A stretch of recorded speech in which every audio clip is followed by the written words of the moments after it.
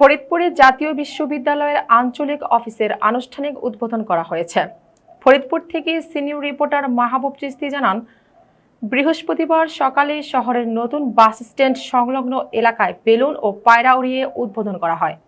পরে এক অনুষ্ঠানে সভাপতিত্ব করেন জাতীয় বিশ্ববিদ্যালয়ের vice chancellor professor doctor ASM Amanullah.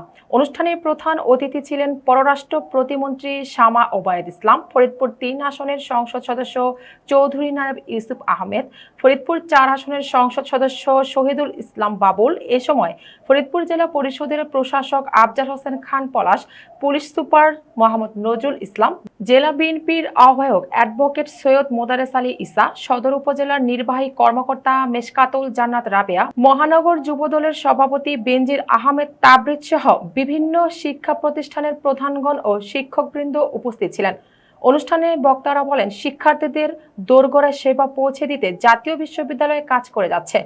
ফরিদপুরে আঞ্চলিক অফিস স্থাপনের মাধ্যমে দক্ষিণ অঞ্চলের শিক্ষা প্রতিষ্ঠানগুলো আরও কার্যকর সেবা পাবে। ফরিদপুরে জাতীয় বিশ্ববিদ্যালয়ের আঞ্চলিক অফিস চালু ফলে অঞ্চলের শিক্ষার্থী, কলেজ শিক্ষক ও প্রশাসনিক কর্মকর্তাদের দীর্ঘদিনের ভোগান্তি লাঘব হবে।